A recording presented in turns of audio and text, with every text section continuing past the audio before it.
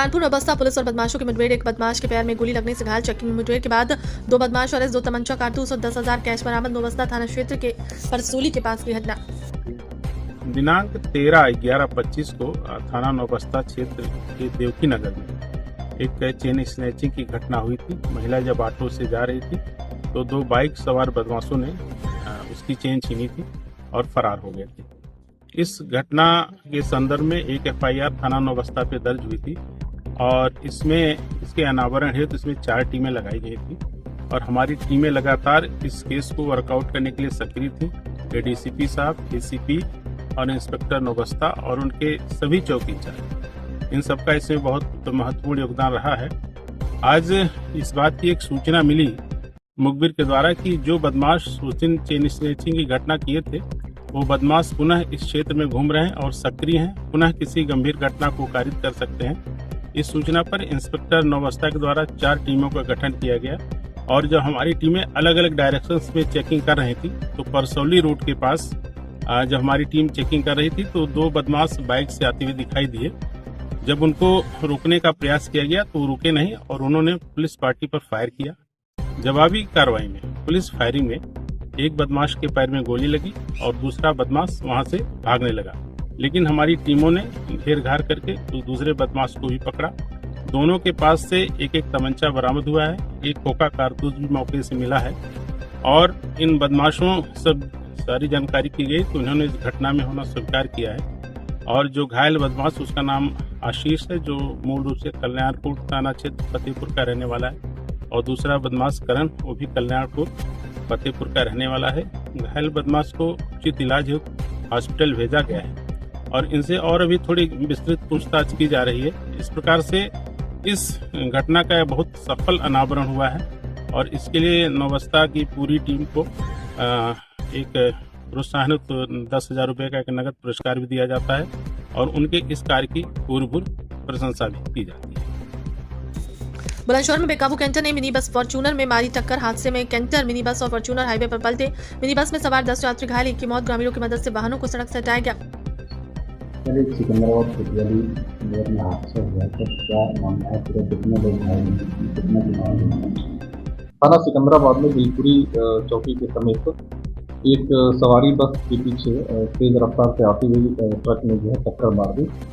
मौके पे दोनों गाड़ियां पलट गई और इसके साथ ही बगल में चल रहा एक छोटा जो है 4 पहिया वाहन भी क्षतिग्रस्त हो गया। प्रकरण में मौके पर पुलिस टीम तत्काल पहुंचकर राहत और बचाव कार्य किया और एक व्यक्ति भी अस्पताल ले जाते वक्त मृत्यु हो गई और 10 अन्य जो घायल हुए हैं उनको जिला हॉस्पिटल में भर्ती कराया गया है। घायलों का इलाज सुचारू रूप से चल रहा है, ये खतरे से बाहर है। मृतक की पहचान मृतक की पहचान एक प्राइवेट सिक्योरिटी गार्ड के रूप में हुई है और इसको शव को कब्जे में लेकर पंचायत थाना पर पोस्टमार्टम के लिए भेजा जा रहा है। ड्राइवर को हिरासत में ले लिया गया है, उसकी पूछताछ की जा रही है। इस संबंध में तहरीर मिलने पर मुकदमा पंजीकृत किया जा रहा है। आगे की विधिक कार्रवाई जारी है। वाराणसी में काशी जोन के DCP ने किया निरीक्षण। सगरा थाने में DCP गौरव बंसवाल ने किया निरीक्षण। मिशन शक्ति सहित थाने के सभी समस्याओं का निरीक्षण, शिकायत रजिस्टर सहित कई केसों के बारे में दी जानकारी। निकला है, क्या कुछ रहा? देखिए, यहाँ पे जो वार्षिक निरीक्षण रहता है वो आज किया गया है और जो थाना है वो अच्छे उसमें रखा हुआ है, इन्होंने अच्छी मेंटेनेंस है थाने पे। सभी रजिस्टर यहाँ चेक किए गए हैं। जो नया यहाँ पे मिशन शक्ति केंद्र बना गया है उसका मुआयना किया गया है। अभी पर्याप्त यहाँ पे साधन पाए गए हैं और अभी इनका जो विस्तृत जो है इनसे जानकारी ली जाएगी, किस तरीके की यहाँ पे शिकायतें आ रही हैं और किस तरीके से समाधान किया जा रहा है। कुछ खामियां या कुछ अभी यहाँ पे निरीक्षण अभी चल ही रहा है, यहाँ पे अभी बारीकी से किया जाएगा निरीक्षण। जो यहाँ पे कमियाँ दिखेंगी वो बताई जाएंगी। सर, एक सवाल, 3 विधानसभाओं में 1522 बूथ गणना प्रपत्र BLO के जरिए घर घर पहुंचाया गया। जल्द से जल्द प्रपत्र जमा करने की अपील। SIR को लेकर DM ने की प्रेस वार्ता। वर्तमान समय में भारत निर्वाचन आयोग के मार्गदर्शन में मतदाता सूची की विशेष प्रकार की निरीक्षण कार्यक्रम चल रहा है। जनपद कन्नौज में कुल 1522 बूथ और 2025 की वोटर लिस्ट के अनुसार 12,89,000 वोटर्स हैं। इन सभी को हम लोगों ने गणना प्रपत्र BLO के माध्यम से उपलब्ध करा दिए हैं, बटवा दिए हैं और इस समय गणना प्रपत्र वापसी का समय है। सभी मतदाताओं से अपील है कि गणना प्रपत्र में जो घोषणाएँ हैं उन घोषणाओं को पढ़ लें और अपने डिटेल्स भरने और फॉर्म को भरने में BLO पूरी तरह मदद कर रहा है और हस्ताक्षर करके BLO को वापस। इस संबंध में भी बताना चाहूँगा कि मान्यता प्राप्त राजनीतिक दलों ने अपने BLA अपॉइंट किए हैं और ये BLA भी एक दिन में कम से कम 1-2 मतदाताओं से लेकर के अधिकतम 50 मतदाताओं के पास तक BLO जमा कर सकते हैं। इसमें ध्यान ये देना होगा कि BLA का इसमें व्यक्तिगत उत्तरदायित्व होता है कि फॉर्म को सही प्रकार से भरा लें, उनको ऑथराइज करें कि उन्होंने व्यक्ति का परीक्षण कर लिया है और अगर सही फॉर्मेट है तो उनको भी जमा करने का प्रावधान। जनपद में सभी ब्लॉक मुख्यालय पर हम लोगों ने EF सबमिशन सेंटर बनाए हैं जहाँ पर हाई स्पीड इंटरनेट कनेक्शन है।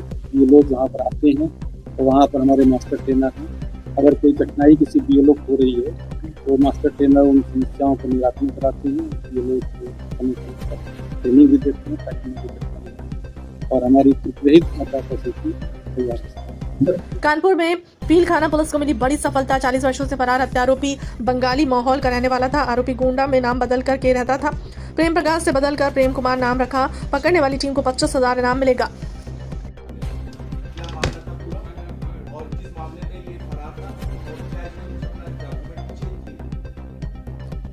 देखिए 1982 का एक मर्डर का एक केस है, 332/1982 302 का ये मामला था और उसमें 4 एक्यूज उस समय पकड़े गए थे, उनके खिलाफ चार्जशीट लगी थी और भावी पैरवी करके इसमें सज़ा भी कराई गई थी 1985 में। उसके उपरांत चारों ने अपील दायर किया माननीय हाईकोर्ट में और अपील दायर करने के बाद उन्होंने माननीय हाईकोर्ट से अपनी बेल भी स्वीकृत करा ली।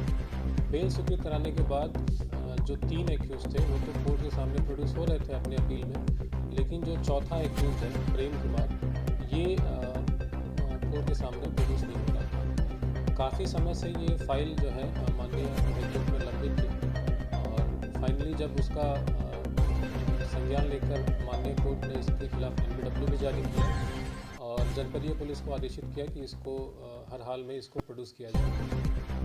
इसमें जो समस्या ये थी कि जो कि 40 साल पुराना 43 साल पुराना मामला था, जो भी डॉक्यूमेंट्स इसके थे चाहे वो कोर्ट के हों, चाहे वो थाने के हों, चाहे वो जेल के हों, मैक्सिमम डॉक्यूमेंट्स जो थे वो बिड आउट हो चुके थे या फिर मिल नहीं रहे थे। इसके संबंध में कोई भी सूचना हमारे पास उपलब्ध नहीं थी, लेकिन हमारे ACP साहब और जो हमारे SHOs हैं इनकी टीम ने मैनुअली काफ़ी इसमें मेहनत की है। लगातार पिछले 15-20 दिन लगातार इसमें टीम लगी रही और फाइनली कुछ सोर्सेज से हमें पता चला कि ये व्यक्ति अपना नाम प्रेम कुमार से चेंज करके प्रेम प्रकाश करके ये गोंडा जनपद में निवासी था। उसके उपरांत हमारी टीम वहाँ पे गई और पूछताछ के बाद फिर इसको गोंडा से अरेस्ट किया और अब इसको माननीय न्यायालय के समक्ष प्रोड्यूस किया जा रहा है। चूँकि इस पूरी कार्रवाई में बहुत ज़्यादा मेहनत की गई पूरी टीम के द्वारा और बहुत अल्प समय में जिसके कोई भी सुराग नहीं था और जिस टीम ने गिरफ्तारी की है तो मेरी तरफ से पूरी टीम को 25,000 रुपये का इनाम घोषित किया जाता है।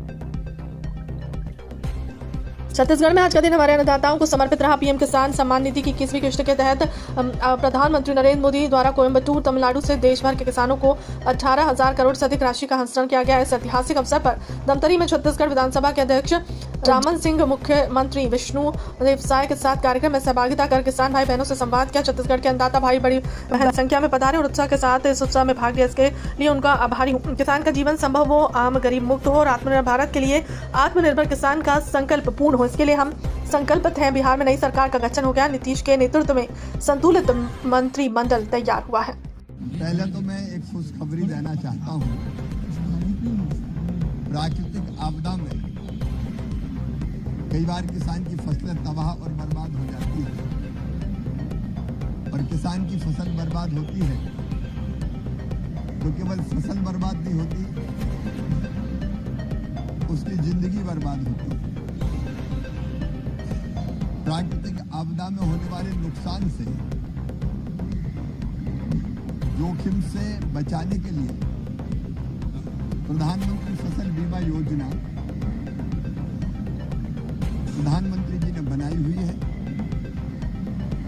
लेकिन उसमें 2 जोखिम और कवर हो, ये मांग लगातार किसानों की थी। एक जल भराव के कारण,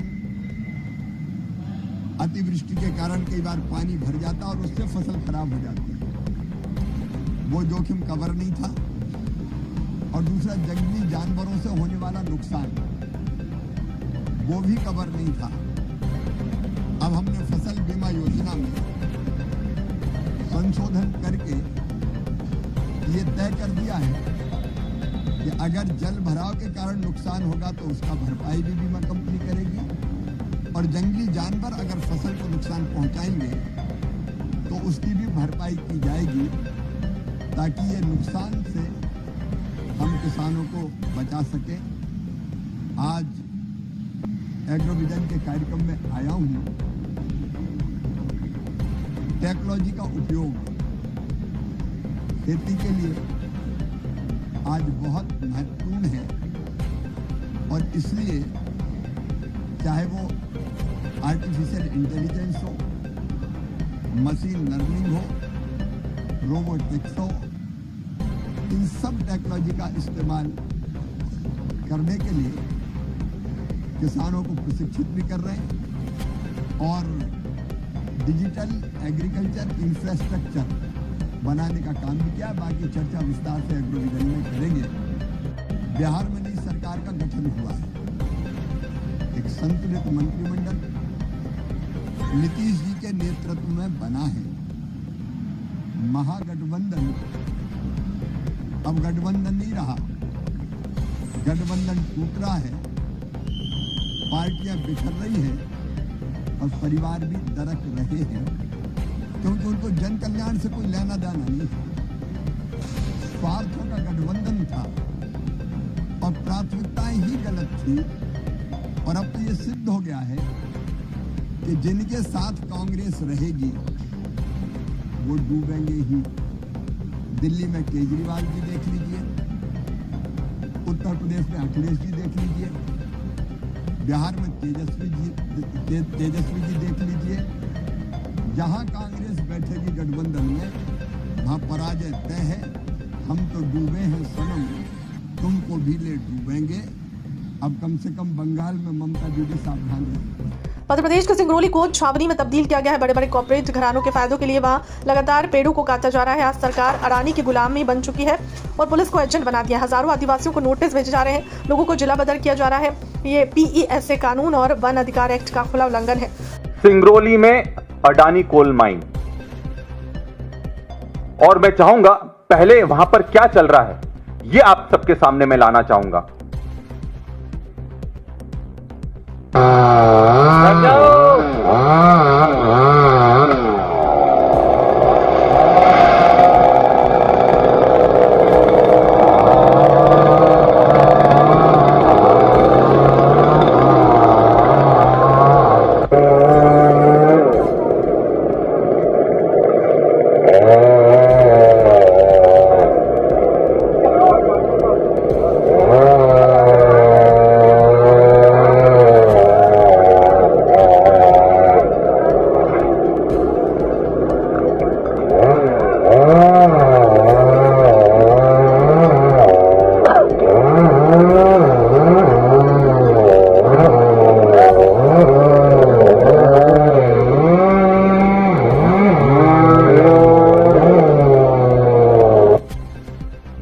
ये आपने जो वीडियो देखा है, ये अभी वहां पर जो कटाई चल रही है उसका सीधा वीडियो है।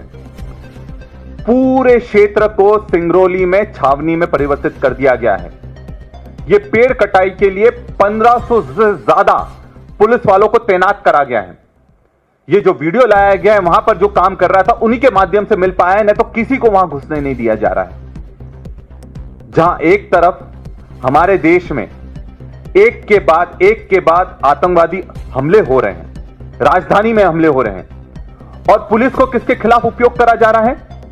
आदिवासियों के खिलाफ, जंगल कटाई में उपयोग करा जा रहा है, क्योंकि उसमें बड़े बड़े कॉर्पोरेट घराने, अडानी जैसे लोगों के वेस्टेड इंटरेस्ट हैं। और यह पूरी सरकार अडानी के गुलाम बनकर काम कर रही है।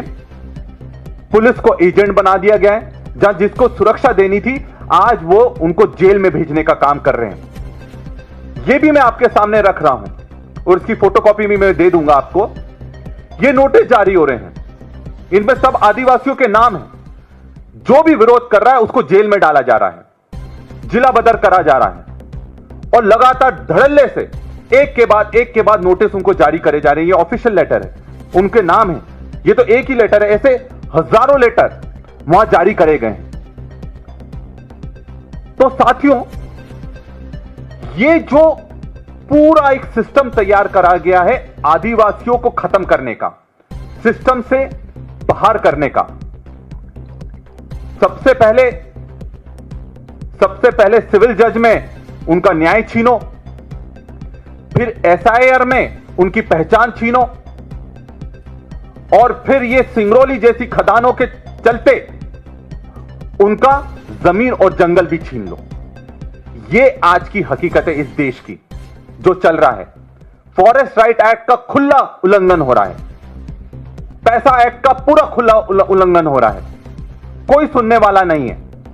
असली दंगल अभी बाकी है। 2027 का दंगल होने जा रहा है। इसमें जो कुश्ती होगी उसके लिए हम लोगों को तैयार रहना पड़ेगा हर तरीके से। राष्ट्राध्यक्ष अखिलेश यादव पहलवान कामयाब वही होता है जिसके पास तंदुरुस्ती होती है, मस्तिष्क तेज होता है। मेडिकल नेग्लिजेंस सिर्फ एक जगह नहीं। बीजेपी सरकार में आप जाएं और कहें दाएं हाथ में प्लास्टर बनवाना है तो बाएं हाथ में बांध देंगे। एसआईआर को लेकर सभी दलों ने चुनाव आयोग और सुप्रीम कोर्ट जाने का काम किया है। हमारे यही प्रयास है कि वोटर लिस्ट सही बने। एसआईआर में समय मिलना चाहिए। आयोजकों को बधाई देना चाहता हूँ। मैं आयोजकों को बधाई देता हूँ। जनता के लिए एक दंगल का आयोजन किया। उन्हें हमारे बहुत ही पुराने खेल, जो हमारे ग्रामीण अंचल से जुड़ा हुआ खेल, पहलवानों से मिलने का मौका मिला। जो पहलवान अपनी तंदुरुस्ती के लिए, अपने शरीर बनाने के लिए वर्षों प्रयास करते हैं, पसीना बहाते हैं, और ये खेल ऐसा है जहाँ शरीर मजबूत हो, वहीं दिमाग और किस समय दाव लगाना है, यही पहलवान का हुनर होता है।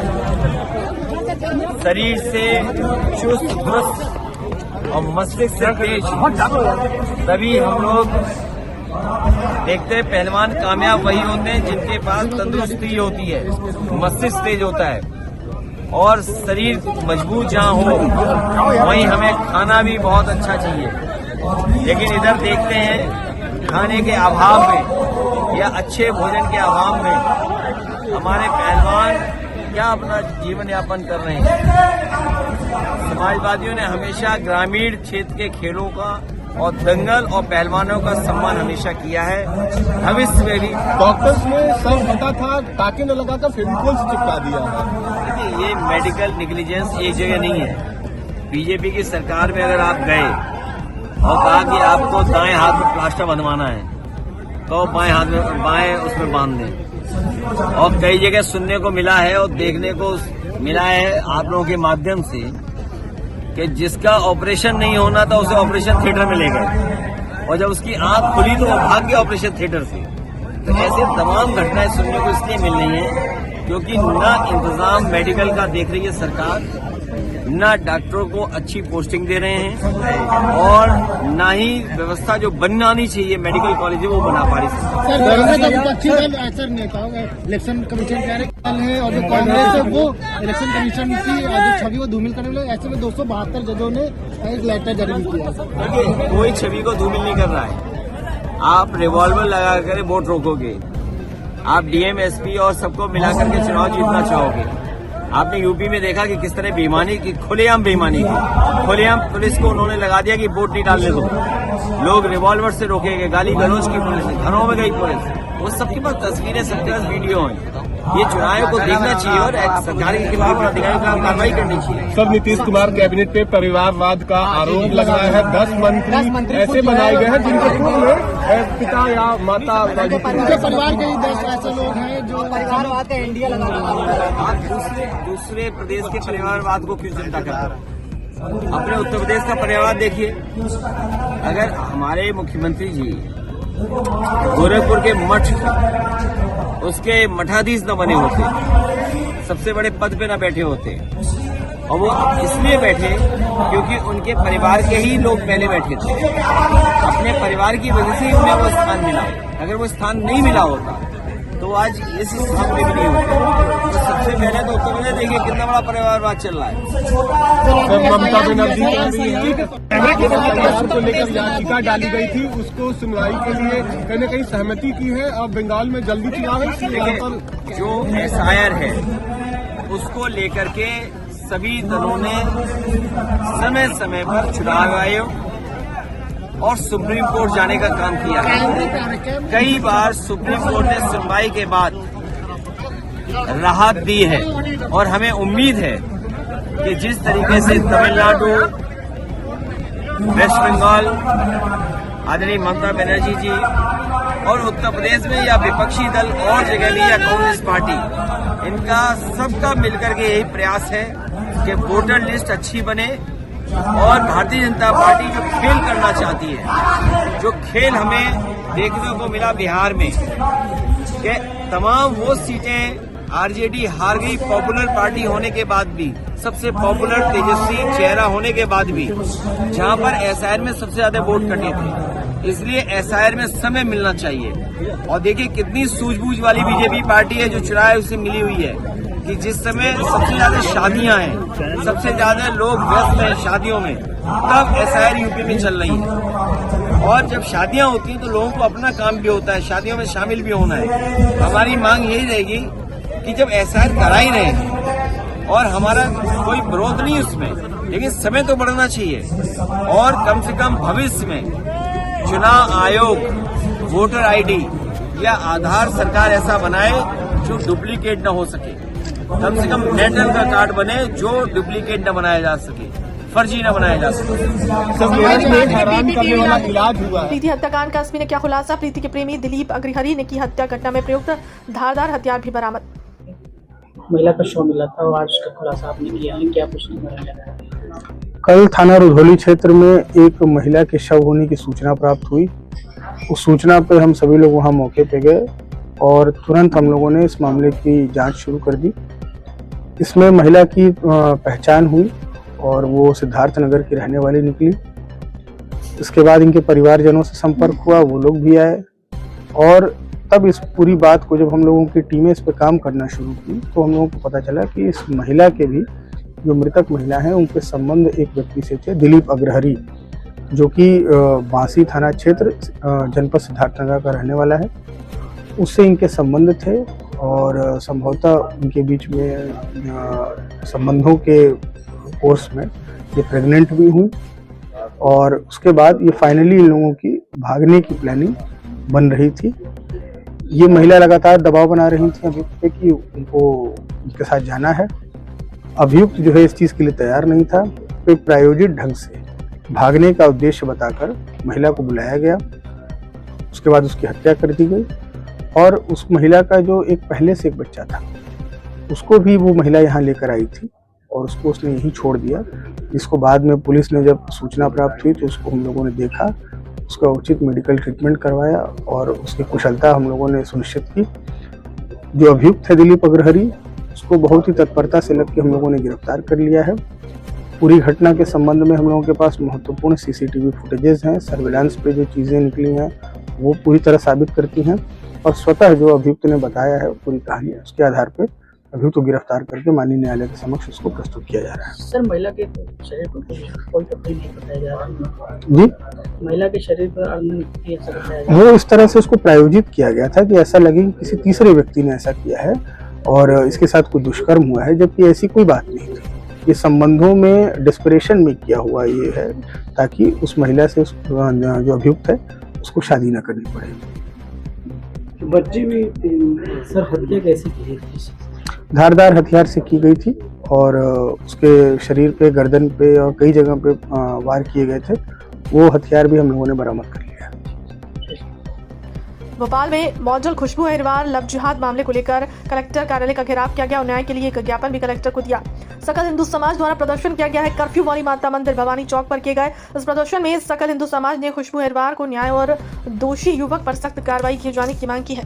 हमारी बिटिया खुशबू के साथ जो अत्याचार हुआ उसके साथ जो अत्याचार करने वाले जो कासिम है, जिसने अपने आप को हिंदू नाम में, हम ये पूछते हैं कि आप अपनी पहचान क्यों छुपाते हो? अरे सीना ठोक के आप पहचान बता के रहिए ना, तो क्या आपत्ति थी आपको? लेकिन आपने उस बच्ची को गुमराह किया, उसके परिवार को गुमराह किया, और आज पूरा सकल हिंदू समाज ये मांग करता है कि उस राहुल नाम के अवैध व्यक्ति को, जिसका नाम कासिम है, उसको हत्या की सजा दी जाए, और ऐसे सारे लोग जो लव जिहाद में हमारी बच्चियों को फंसाते हैं, उन समस्त युवकों को हत्या की सजा दी जाए। जी, विषय हमें पता है। आज भोपाल महानगर के अंदर सूरज करे, आज सकल हिंदू समाज भोपाल महानगर कलेक्टर कार्यालय पर विशाल धरना प्रदर्शन, जो न्याय प्रदर्शन के रूप में आप देख रहे हैं कि आज अनुसूचित जाति समाज की बहनें, कितने सारे पुरुष वरिष्ठ जन यहाँ पर उपस्थित हैं, विभिन्न प्रकार के हमारे सभी लोग यहाँ पर उपस्थित हैं। इसका क्या कारण है? पूरे देश के अंदर इन्होंने घिनौना गंदा नाच मचा के रखा है। दिल्ली के अंदर ब्लास्ट होता है, भोपाल के अंदर हमारी बहन वो खुशबू अहिरवार, जो अनुसूचित जाति समाज की एक जो बहन मॉडलिंग की तैयारी कर रहे थे, उसको तुम बहला फुसला के अपना नाम राहुल बताते हो, और बाद में तुम कासिम निकलते हो। तुम अवैध नशों का कारोबार करते हो, मछली का कारोबार करते हो। इस भोपाल के अंदर जो नंगा नाच इन लोगों ने मचा के रखा है, निश्चित तौर पर अब हिंदू समाज जाग चुका है। और मेरा उन सभी यहाँ पर बैठे हुए सभी लोगों से अनुरोध है कि मध्य प्रदेश की राजधानी भोपाल में आज हम लोग ज्ञापन दे रहे हैं, निश्चित तौर पर अगर किसी प्रकार की कोई कार्रवाई नहीं की जाती है तो संपूर्ण अनुसूचित जाति समाज बाबा साहब अम्बेडकर के संविधान को लेकर सड़कों पर निकलेगा। और हमारी मांग तो के दलाल से है, जो भीम और मीम की बात करता है, जो सड़कों पर नहीं निकलता है, जो बिरयानी खाता है, जो गोश्त और मटन की पार्टी करता है, लेकिन उसकी समाज की बेटी के। हमारी मांग ये है कि पुलिस प्रशासन से कि विभिन्न प्रकार की जो धारा है, 302 की जो धारा है, उस संबंध उस पर चलाई जाए, अभी नहीं लगाई है। और उस जो कैफे के अंदर, भोपाल के अंदर विभिन्न प्रकार के कैफे खोले जा रहे हैं, उस कैफे के अंदर हिंदू बहन बेटियों को नशीली पदार्थ घोल के पिलाया जा रहा है, उन सब पर कार्रवाई होनी चाहिए। कैफे पर बुलडोजर चढ़ना चाहिए। उज्जैन के अंदर जिस बेटी के साथ मारपीट की घटना हुई, उस परिवार में कासिम के घर को तोड़ना चाहिए। ये हमारी प्रशासन से मांग है। आज हिंदू समाज एक मंच पे है, कल भोपाल की पूरी सड़कें 24 घंटे के लिए अगर इन्होंने किसी प्रकार की कार्रवाई नहीं की तो हमारे साथ मध्य प्रदेश नहीं, देश का सफाई कर्मचारी भी साथ में है, जो देश में सफाई का काम बंद कर देगा। बोलिए भारत माता की जय।